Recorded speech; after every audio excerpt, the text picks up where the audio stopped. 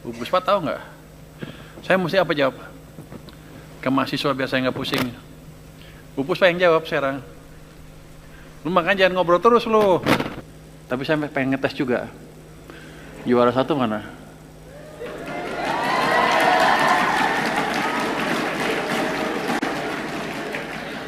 Coba yang juara satu. Nggak apa-apa di sana dikasih, di bawah ini dikasih aja, dikasih mic-nya. Di tengah situ dikasih mic. Kasihan dia jalan sini jauh capek.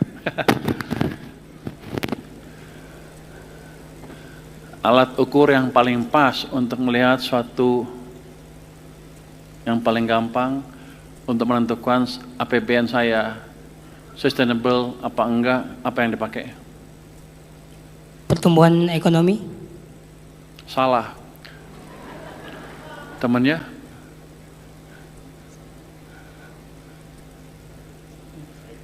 Ayo, saya kasih waktu 5 detik deh untuk diskusi. Postur APBN. Apa? Postur APBN. Salah. Sebelahnya? Nggak bisa. Ayo tebak aja, salah nggak apa-apa, nggak didenda kok. Anggaran. Anggaran, anggaran kan APBN-nya. Salah. Berarti pertanyaan yang paling inti dari itu nggak terjawab. Berarti Pak Arief nggak ngajarin dengan benar nih Pak Arief. Gimana sih? Oke, jelas satu silahkan duduk. Kita kasih kesempatan. Oke, silakan terima kasih. Ini bukan berarti Anda jelek ya. Yang ngajarin aja nggak becus tuh Pak Arief tuh. Juara 2, berdiri. Coba pertanyaan yang sama, jawabnya apa?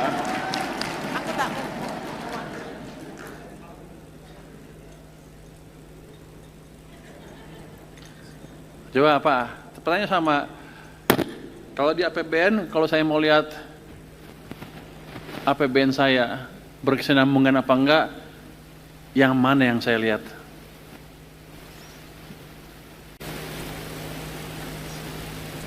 Ayo, nggak apa-apa, salah juga nggak apa-apa, nggak didenda. Anda jangan takut, kita nggak ada yang tahu. Makanya saya nanya. Apa? Pembangunannya kayak proyek infrastrukturnya jalan atau enggak? Salah, sebelahnya. Hasil pelaksanaan di lapangan ya? Yang Salah, sebelahnya. Melalui tingkat inflasinya perhitungannya? Salah. Oke, silakan duduk.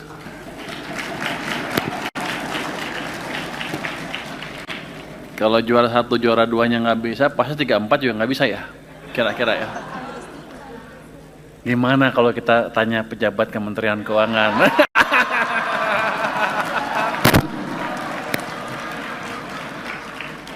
Kalau mereka nggak bisa jawab, kenaikan pangkatnya kita tunda. Coba Ibu Puspa, coba jawab Bu Puspa, apa yang saya lihat? Izin Pak, pertama primary balance-nya, kemudian pertumbuhannya Pak. Wah, dia pinter. Tapi nggak dapat tadi ya. Jadi kita lihat primary balance-nya utama, begitu positif, kita anggap anggarannya berkesinambungan, yang lain kita nggak peduli. Sebutnya itu kalau melihat. Tapi selama ini kita sering negatif terus kan, sekarang negatif terus kan. Jadi anggaran kita selama bertahun-tahun didesain untuk tidak berkesinambungan. Anda tahu nggak? Tahu nggak itu? Nggak tahu ya? Memang kita nggak becus. Tapi itu melihat keadaan ekonomi, kita perlu apa? Biasanya kalau primary surplusnya defisit, itu biasanya kita artinya membutuhkan untuk memberi dorongan ke ekonomi. Biasanya kalau ekonomi lagi susah, itu kita buat defisit. Tapi nggak boleh terus-terusan. Kebijakan yang bagus adalah pada satu saat primary surplusnya dibuat positif. Jadi kira-kira itu. Mau tanya lagi? Mau pertanyaan lagi? Ada yang mau tanya lagi nggak? Apa ya? Sekarang kan saya mau nanya lagi nih. Orang sibuk kan nuduh pemerintah kebanyakan utang.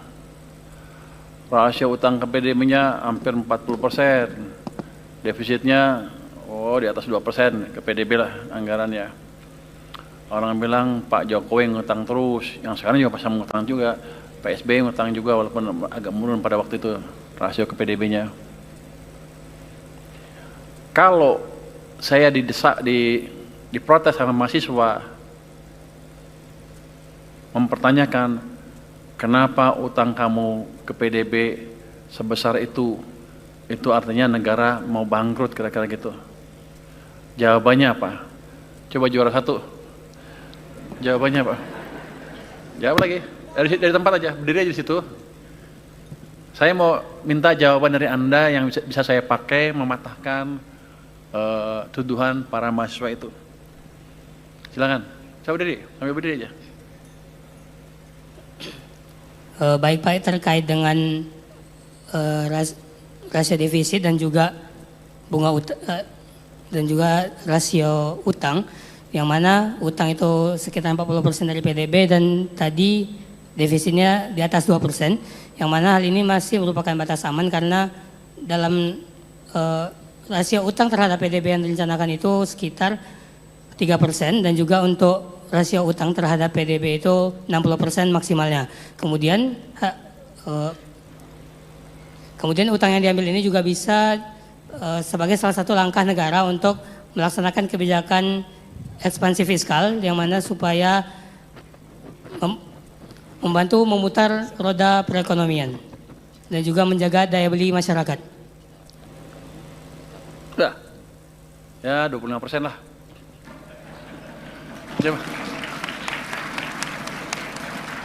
Coba saya tanya yang ranking 4 deh sekarang. Siapa tadi dari bau-bau? Jawaban Anda apa? Biar saya kelihatan bagus gitu. Emang udah jelek, tapi gimana biar kelihatan masih bagus, masih bisa bertahan kalau ditanya orang? Kami rasa kami setuju dengan jawaban dari Man IC Kota Batam. Kalau tadi rasio maksimal utangnya masih di bawah angka yang tidak normal, yaitu hanya 40% dari yang seharusnya maksimal rasio utang hanya 60% dan defisitnya masih di angka, walaupun sudah mendekati 3%, masih di angka yang belum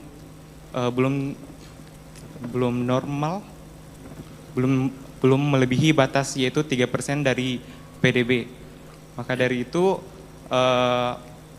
jika mahasiswa melakukan protes, kita bisa menjelaskan kalau hal ini kita belum melebihi batas walaupun utangnya negara itu sangat banyak.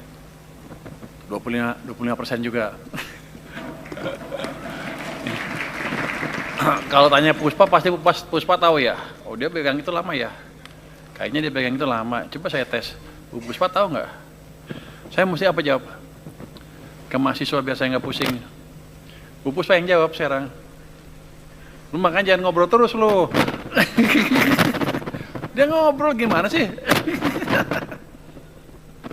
Nggak tahu. Ya udah. Yang ranking 3 dari mana tadi? Samarinda.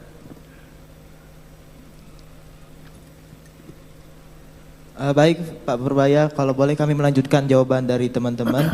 Seperti yang pernah dibilang Pak Purbaya, kalau kondisi ekonomi kita ini lagi lesu, konsumsi masyarakat tuh lagi turun. Nah, sesuai dengan konsep belanja negara itu ada namanya balance budget over cycle, di mana anggaran kita tuh dalam jangka panjang secara rata-rata dirancang agar berimbang. Maksudnya gimana? Ketika kondisi ekonomi kita lagi lesu, maka kita pemerintah menaikkan belanja negara dengan tujuan meningkatkan konsumsi dan menciptakan efek multiplier sehingga ekonomi kita naik dan bisa berjalan dan sektor-sektor vital kita itu dapat meningkat. Begitu Pak. Ketika kita sudah kaya, anggaran kita bisa melakukan kebijakan anggaran surplus untuk mengatasi kebijakan anggaran defisit yang kita lakukan di periode anggaran yang telah berlalu. Begitu Pak dari kami. Wah lebih bagus nih 50 deh, 50% kamu. Ada invention sedikit di situ. Jadi gini, ini semuanya bagus, semua jawabannya lebih bagus Pak daripada mahasiswa yang turun ke jalan ya. Nanti kalau kakak-kakak mahasiswa Anda turun ke jalan, Anda anjarin sedikit-sedikit tuh. Mungkin DPR juga. Direkam ya? Tadi kan nggak kedengeran. Jadi gini, ya, saya kan bisa pakai tadi. Oke, saya nggak mengganggu pakem-pakem yang ada di dalam negeri kan. 3% dari PDB defisitnya, 60% di bawah 60% dari PDB utangnya.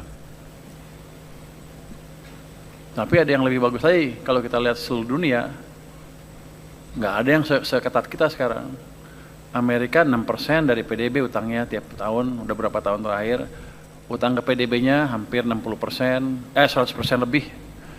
Jepang mirip-mirip, rasio utang ke PDB-nya 250% Jerman, negara yang dianggap paling prudent pun sama, mendekati 100% utang ke PDB-nya, semuanya sama. Italia 100%, wah semuanya lah. Malaysia, Thailand, Singapura semuanya di atas kita. Malaysia mungkin mendekati 60%. Thailand juga tinggi. Jadi kita di kawasan termasuk yang paling prudent. Itu satu. Yang kedua, saya bisa ajarin lagi begini. Acuan itu dipakai untuk apa sih? Dulu ada studi di ekonomi fiskal, yang saya nggak tahu ada studi ekonomi fiskal, nggak ada. Saya belajar economics, ada bagian fiskalnya. Di situ sebetulnya kenapa sih perlu rasio-rasio itu? Itu untuk mengukur suatu negara bangkrut apa enggak. Acuan yang nggak ada. Ya dipakailah utang ke PDB, ini PDB, tapi acuan suatu negara bangkrut apa enggak tuh nggak clear. Apakah kalau di atas 60% ke PDB, per PDB rasio utangnya negaranya bangkrut? Enggak, lihat tuh.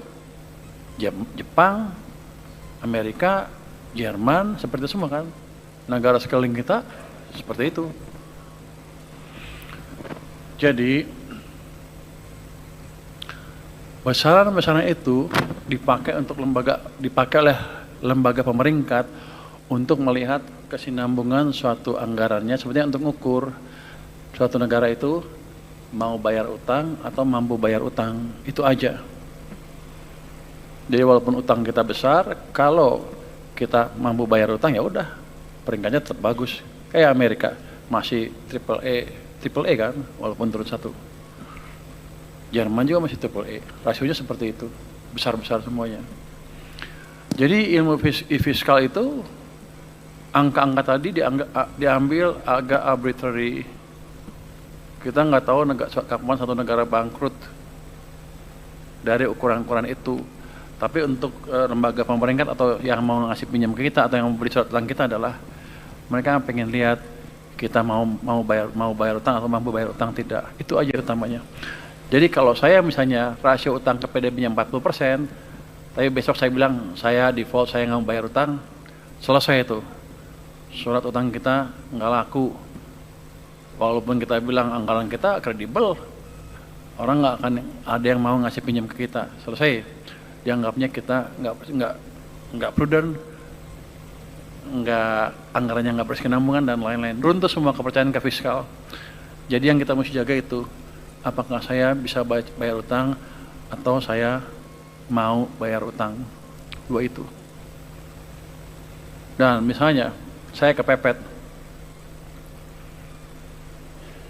karena kondisi ekonomi memburuk, saya mesti ekspansi supaya ekonomi yang nggak hancur, terus defisitnya saya lebarkan di atas 3%, ya undang-undang mesti betul ya, kita mesti perpu kali. Tapi dari sisi praktek internasional, ngaco apa enggak? Enggak juga. Suatu saat mungkin kita akan menghadapi keadaan itu nanti, kalau bukan sekarang ya, bukan zaman saya yang jelas. Kalau gua mah jago, ekonomi pasti bagus terus, naik terus.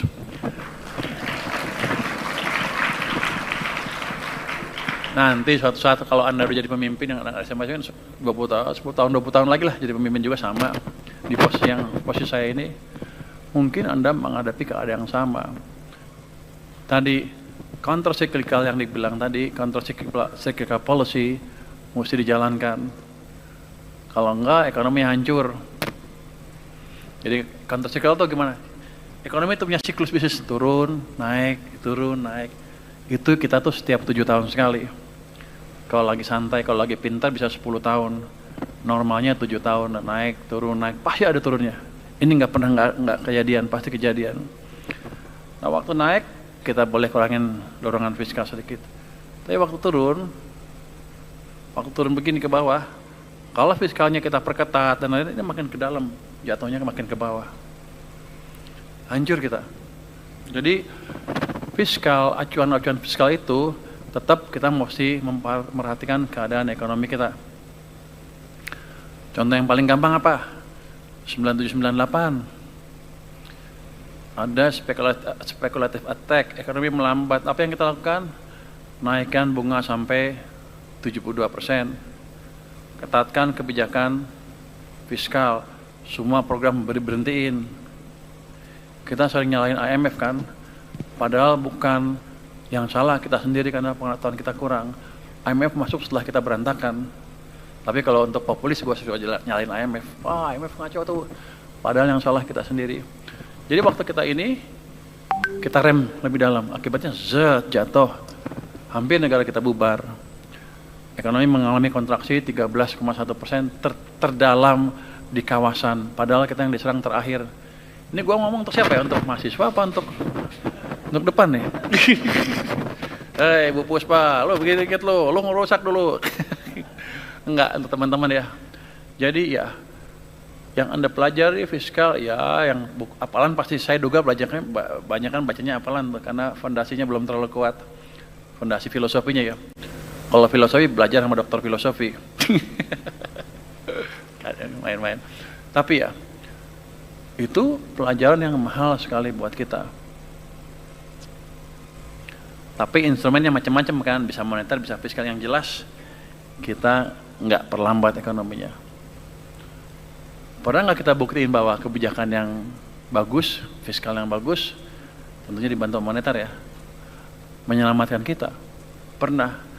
Di tahun 2009, 2008, 2009 itu ada orang bilang global financial meltdown yang dimulai di Amerika. Itu menyebar ke seluruh negara di dunia. Hampir semua negara mengalami pertumbuhan negatif. Amerika negatif, Inggris, Eropa, Jerman, Korea, Jepang, Thailand, Malaysia, Singapura, semuanya pertumbuhan ekonomi negatif. Tapi ekonomi kita tumbuh berapa? 4,6%. Di tengah hancurnya perekonomian dunia, kita masih tumbuh 4,6%. Apa yang kita lakukan pada waktu itu? Kita melakukan counter cyclical policy. Dari mana Anda tahu? Saya dulu tukang bisik-bisik. Nggak dibayar, nggak apa-apalah. Think-tanknya SBY kita kasih masukan. Jadi fiskal pada waktu 2009 itu dilakukan ekspansi fiskal berlawanan dengan kontraksi fiskal pada waktu 1998. Fiskalnya, defisitnya didesain naik dari 1,1 sampai 1,5 ke 2,75. Ekspansi fiskalnya. Moneternya, bunganya diturunkan, uang digelontorkan ke sistem. Semacam kalau sekarang QE, quantitative easing. Tapi kita udah ngelakuin duluan. Cuman orang kita banyak yang nggak tahu. Karena mereka, apa kita bilang, mereka adalah eksekutor. Think tanknya di belakang jauh. Tapi itu menyelamatkan kita. Jadi kebijakan fiskal yang baik menyelamatkan kita tahun 2008-2009. Mana lagi? 2015. Waktu itu Bank Sentral Amerika sedang naikin bunga, siklusnya naikin bunga ke atas.